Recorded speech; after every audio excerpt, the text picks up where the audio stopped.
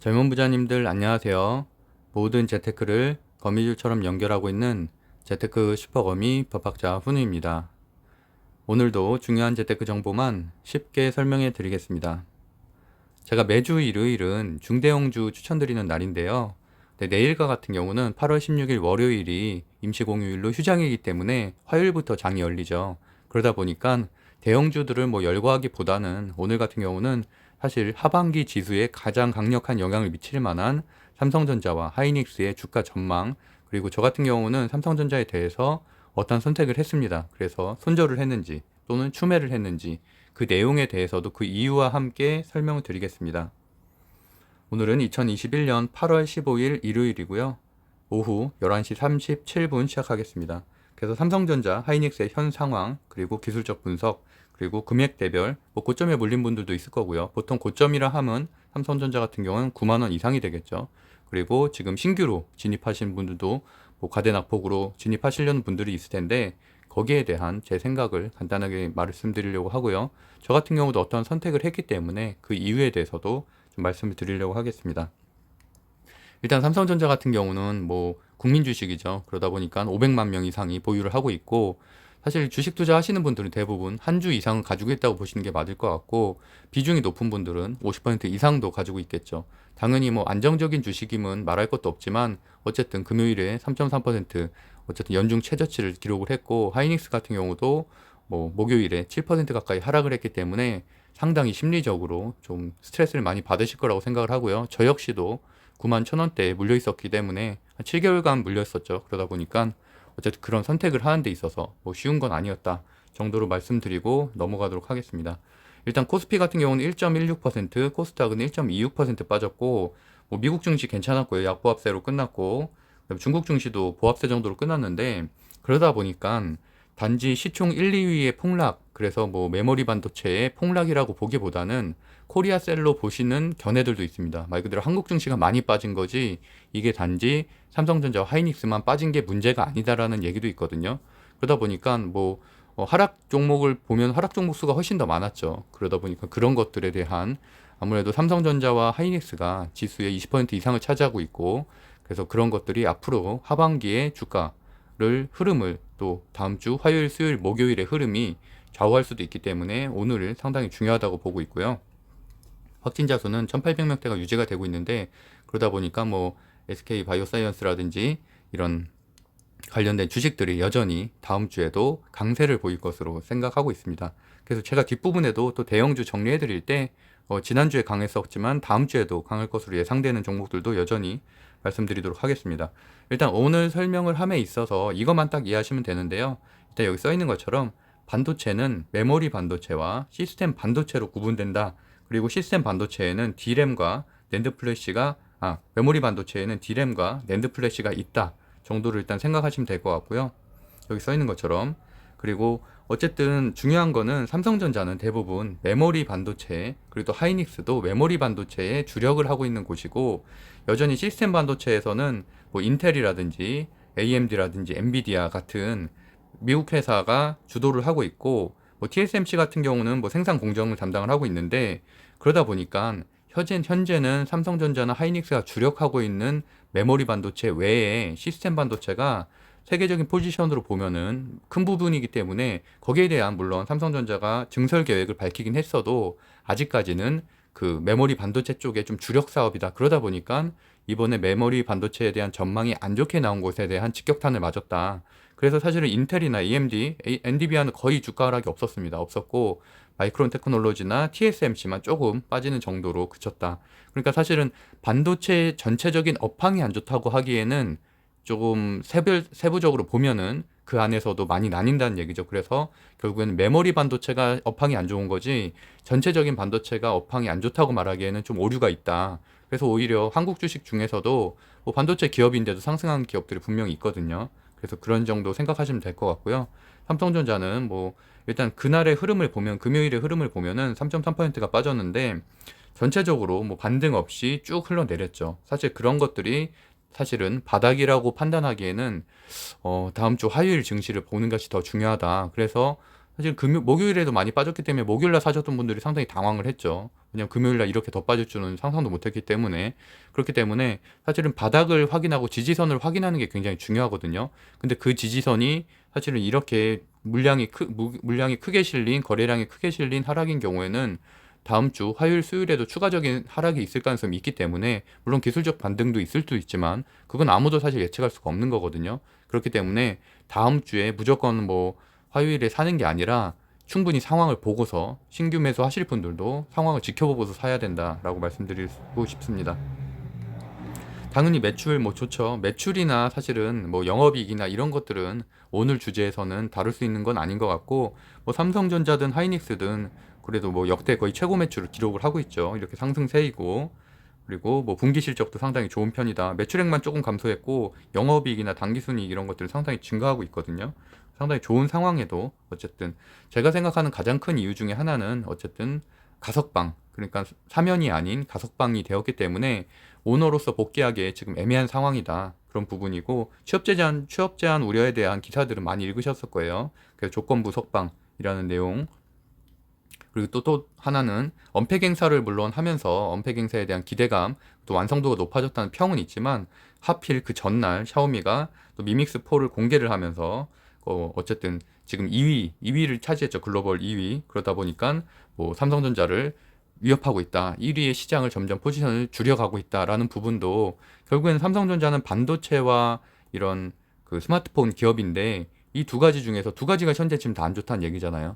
반도체에서 아무래도 현재는 비메모리보다는 메모리 쪽에 좀 더, 시스템 반도체보다는 메모리 반도체 쪽에 좀 더 투력을 하고 있는데 그 부분이 안 좋다는 증권사 리포트가 세계적인 회사에서 나왔고, 그리고 또 하나는 이렇게 폴더블 폰이 샤오미라는 새로운 강자가 지금 2위를 차지했고 또 1위까지 위협하고 있다.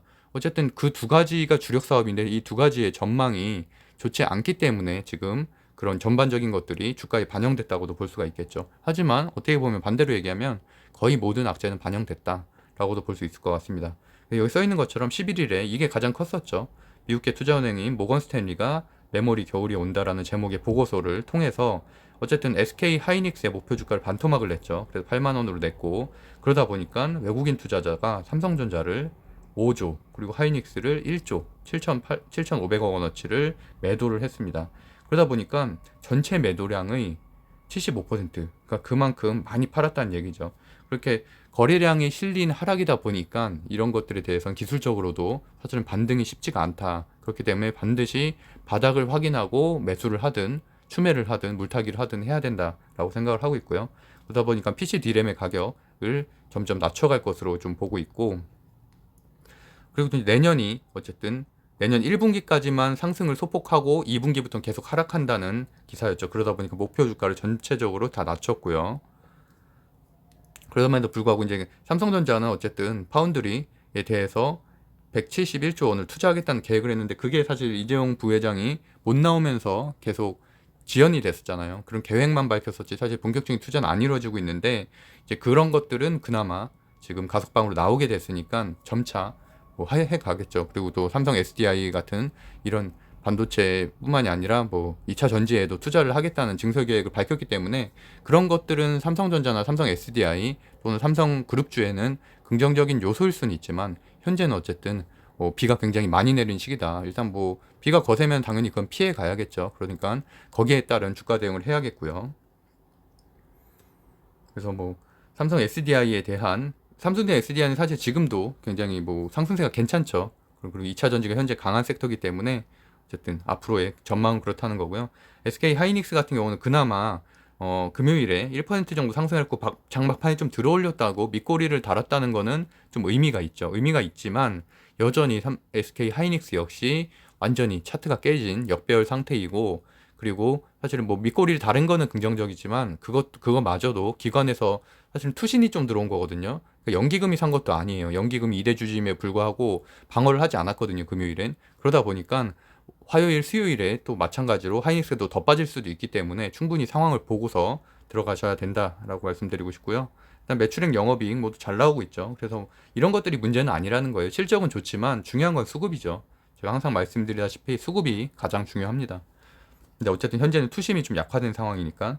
그래서 어쨌든 디램 가격이 4분기부터 하락을 한다고 6개월간 10% 하락한다고 가정을 해서 국내 리포트에서도 13만 원으로 하향 조정을 했어요. 그러니까 외국계 증권사만 하향한 게 아니라 국내 증권사에서도 두 곳에서나 하향 리포트를 냈기 때문에 이런 것들이 투심에 안 좋은 영향을 미쳤고요. 전체적으로 한번 체크해 보시면 될 것 같고, 재무제표도 한번 보시면 좋을 것 같고요. 재무제표는 현재는 뭐 상승세로 예측은 하고 있지만 어쨌든 그런 메모리 반도체에 대해서는 시황이 안 좋게 나왔기 때문에 그렇다는 거고, 삼성전자보다 그럼 왜 하이닉스가 많이 빠졌냐라는 부분은 당연하죠. 이런 내용은 보시는 것처럼 주요 매출, 삼성전자의 매출은 다변화가 돼 있죠. 다각화가 돼 있기 때문에 여기 보시는 것처럼 반도체 부분이 29%밖에 차지하고 있지 않아요. 현재는 물론 그게 더 포지션이 늘어나겠지만, 그리고 뭐 오히려 IM 그 모바일 사업부가 한 44% 정도 현재 차지하고 있고, 그렇기 때문에 사실 반도체 시황이 좋다고 하면은 삼성전자가 더 적게 오르고 하이닉스가 더 많이 오르고, 반대로 이렇게 반도체 시황이 안 좋다고 하면은 하이닉스가 더 많이 하락하는 경향이 있죠. 그래서 하이닉스 같은 경우 지금 6거래일 동안 거의 한 20% 가까이 하락을 한 거죠. 그리고 하이닉스는 보시는 것처럼 이렇게 반도체만 하는 곳이잖아요. 그러다 보니까 특히나 D램, 랜드 플래시 같은 메모리 반도체에 주력을 하고 있기 때문에 더 많이 빠졌다 정도로 이해하시면 될 것 같습니다. 그러면 과연 어떻게 해야 될지, 일단 대외 상황부터 좀 체크를 해보면은 필라델피아 반도체 지수도 제가 매번 체크를 하는 것들이죠. 이거는 메모리 반도체뿐만이 아니라 반도체 전반적인 시황을 나타내는 지표이기 때문에 이런 것들이 상승하면 당연히 긍정적으로 볼 수가 있고, 특히나 이 중에서는 이제 마이크론 테크놀로지가 같은 업종을 하고 있기 때문에 마이크론 테크놀로지가 상승을 한다는 거는 지금 현재 60일선에 걸쳐 있는데 다시 반등을 한다는 거는 뭐 삼성전자로서 다시 저가 매수 수급이 들어올 가능성이 있다고 이런 선행 지표로도 삼을 수 있겠죠. 그렇기 때문에 내일 장이 열리는 미국 시장에서 마이크론 테크놀로지가 어떻게 대응하냐에 따라서 당연히 삼성전자도 뭐 추가적인 상승이 있을 수 있겠다. 그러면 그때는 뭐 마이크론 테크놀로지가 만약에 대폭 상승을 하거나 이렇게 된다면 뭐 어느 정도는 추매를 하거나 물타기를 하거나 이럴 수도 있겠죠. 그리고 TSMC도 좀 봐야 되는데 TSMC도 그날 보합으로 마무리됐다. 그래서 TSMC의 월요일 시황도 한번 살펴보겠습니다. 원달러 환율이 사실 올라가고 있는 거는 전반적인 한국셀, 코리아셀의 원인이 되고 있죠. 그러다 보니까 환차익을 노리는 외국인의 수급이 급격히 줄고 있기 때문에 전반적인 사실 하반기 주가 전망은 좋지 않다라고 볼 수 있을 것 같고요. 왜냐면 일단 시총 2위 기업이 현재 꺾인 상태고 원달러 환율도 높아진 상태이기 때문에 이런 것들을 회복할 만한 뭔가 큰 이슈가 있지 않은 이상은 좀 쉽진 않을 장이 진행되겠다라고 볼 수 있을 것 같고요. 그래서 어쨌든 뭐 저가 매수 기회로 생각하는 분들도 있겠지만, 일단은 금요일 장은 여기 써 있는 것처럼 AMD 4%, 마이크론 1% 반등을 했다는 거는 뭐 어느 정도 긍정적으로 볼 수 있겠지만, 그거는 일단 다음 주 월화 장을 좀 보고서 화요일 아침장에 대응을 하면 좋을 것 같고요. 그리고 삼성전자 시총 비중이 줄어든 것에 대한 의견도 제가 이건 좀 괜찮은 것 같아서 제가 가져왔는데, 무슨 말이냐면 전체 우리나라가 지수를 삼성전자가 사실 이끌고 가는 측면이 좀 있었잖아요. 그러다 보니까 삼성전자가 꺾이면은 지수 전체가 조금 하락하고 뭐 다른 종목들까지 빠지는 경향이 있었는데, 최근에는 뭐 인터넷 주인 카카오라든지 네이버라든지 삼성 SDI라든지 삼성 바이오로직스라든지 이런 시총 상위 기업들이 좀 방어를 해주고 있다는 얘기예요. 그래서 그런 것들은 사실 코스피 전반에는 긍정적이라고 볼 수가 있죠. 코스닥도 마찬가지고요. 그래서 그러한 내용이고요. 그래서 삼성전자가 빠지는 게 우리나라 증시 전체에는 현재는 좀 좋지 않을 수도 있지만, 어쨌든 장기적으로 보면 이렇게 좀 리밸런싱이 되는 게 좀 더 나을 수도 있다. 오히려 삼성의 포지션이 더 떨어지는 게 더 나을 수도 있다라는 내용입니다. 그래서 제가 일단 대응에 대한 좀 생각을 해보면은, 일단 저는 정고점 기술적 분석으로 보면은 뭐 내일 한번 다시 한번 자세하게 좀 설명을 드리겠지만, 내일도 월요일에 장이 열리지 않기 때문에 저는 이제 뭐 대형주 정리해서 좀 말씀드릴 거거든요. 그때 다시 한번 좀 차트를 보고 말씀드리겠지만, 일단 요약만 해보면 정고점에 대한 회복 기간, 일단은 이거는 지난주죠. 지난주 가장 정고점이었던 8월 4일 기준으로 82,000원이었는데 거기까지 저는 회복되는데 일단 최소한 4주 이상은 한 달 이상은 걸릴 것으로 예상을 하고 있고요. 하이닉스는 현재 12만 원이죠. 그때가 이거는 한 두 달 가까이는 걸릴 것이다. 그러니까 사실은 12만 원인데 거기까지 회복되려면 20% 이상 상승을 해야 되거든요. 그러니까 사실 하이닉스 같은 경우도 물론 삼성전자보다 조금 더 변동성이 있긴 하지만 큰 주식이기 때문에 강력한 호재가 있지 않은 이상은 이렇게 20% 사실 두 달 사이 20% 오르는 것도 엄청난 거니까 쉽진 않을 것 같다라는 게 제 예상이고요. 그렇기 때문에 이제 신규 진입할 부분에서 분명히 과대나 폭은 맞기 때문에 하수목에 지지선을 바닥 더 빠질 수도 있어서 지지선을 확인 후에 매수를 하는 거 추천드리고, 오히려 신규 진입은 워낙 낮은 점이기 때문에 사실은 큰 부담이 없는데, 문제는 저는 고점이라고 생각을 하거든요. 9만원대 물린 분들은 좀 여러 가지를 좀 생각해 봐야 된다고 생각합니다. 왜냐하면 9만원대 물린 분들이 이미 지금 20% 마이너스예요. 9만원대 대비해서. 그렇기 때문에 과연 삼성전자가 올해 안에 20%를 회복할 수 있을지에 대해서는 정말 신중하게 생각을 해야 된다.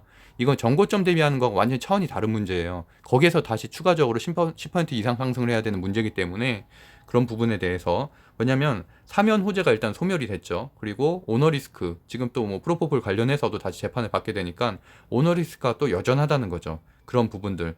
또 샤오미 같은 경우는 매출이 계속 성장할 시에는 또 추가적인 조정이 있을 수 있다. 왜냐하면 폰더블폰에 대한 매출이 하락 가능성이 있기 때문에. 그렇기 때문에 신고점까지, 신고점이라 하면 당연히 9만 한 2천 원대가 되겠죠. 올해 1월달 거기까지 저는 최소한 6개월 이상은 소요될 것으로 예상을 하고 있습니다.